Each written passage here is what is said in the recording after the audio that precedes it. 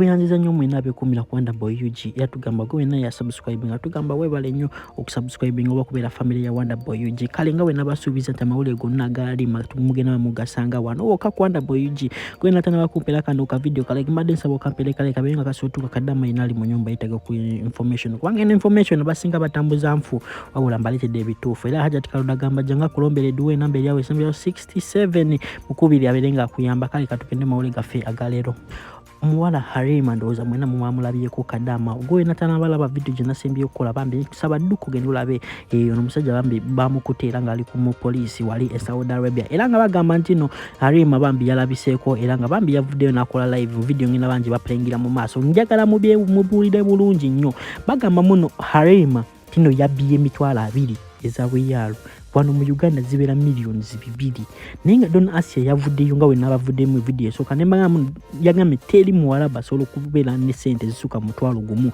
eza bweyalo mu nyumba ye era nga bano bajust bawayiriza Halima baagala bakole kibamutte osegede bagala bakole kibagende bamutte koza Halima kyategeeza nti no yono muwala ali simple ali humble yabadakiriza bamukole buli kimu era nga video ngina baplengira mu maaso nga mulaba nti no omusajja ono ng'akozesa ani ng'akozesa Halima video oyinza obutagiraba yonna full kozi ensonga za TikTok YouTube mubimanyi nti no ekola ki restrictinga video ezimu okulabika naye nga ono muwala bambi yabadde innocent nga just ono omusajja abadde amukozesa nga ku live ze kubanga waliwo zino zi live za donation ndoza muzimanyi zibeera nnyo ku websites nga olaba zi Twitch waliwo website izo zi app empya zakajja kati izo zi app abantu Abarabu abo batwala live ni babasabirako sente yabakozesa ng'ebidole ne babeera nga bakola ki babeera nga babasasula bino bintu information gye nkuwa nawe webisobera ng'oli mu nnyumba ng'olina bosi wo ng'abikukola gwe just manya nti no ali kufunamu ki sente kati kyategerekeseddwa nti no Halima abadde yabikooye ebyomuteeka mu video ne bamuzanyisa nga muno game toy tino badde bamukozesa nga game toy tino kati yatukise kisera nakola ki nabivaako nakola ki nabirika natandika okukola ki okunyigira boss natandika ku resistingira boss nga boss agala mukola bino nga yagaana ine kangira bamupengira video ya Halima mumwewulireko era nkomewo ne Don Asia n'abalala ngana basibeta nchindi basibi bulungi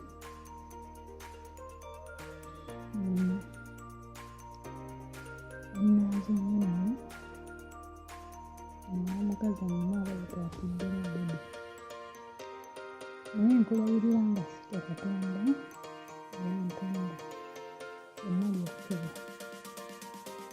olabira emmali ekkuba ngakwata kkuba nga kimukimulambe ekyo ekiwulira nti esikonagona girasi n'ezimanuusa naye nga sijje kunwanirira nagikubira omulwango ogwasooka ogwokubiri ogwokusatu baagaana okunnwanirira baagaana okunzija mu kiyumba babadde baagala nkole ki ekibadde kiddako nze akimanyi mu mutima gwange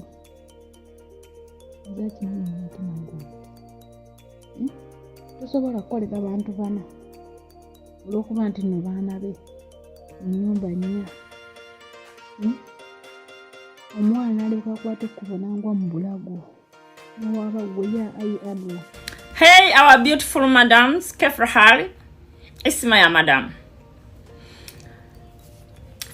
هذا بابا في البيت لازم إذا شغالة أنتي لا هتبلا لازم في مشكلة في البيت مع بابا ولا مع بزولة حق أنتي هذا ولد قبيلة هذا بابا سعودية هو أجوزي إذا يبغى يسوي مشاكل شغالة أول شيء مدام ودي مدام مكان إذا خلاص وديت مدام مكان بعدين هو أخرج في البيت كلام ما شغالة أنا أحبك أنت حلوة أنت شاطرة ما شاء الله أنا أحبك لا تكوف أنا أحبك والله أنا حابة أسوي دقو مع أنت سن أنت جميلة لا تكوفي ما في هيجي بيبي أنا أخذت كبوت بعدين موية روحي ما كبوت لا تكوفي يا حبيبتي أنا أحبك بعدين كده شغالة كوف إمشي بلا شان إذا كلام مدام مساوي موت كده.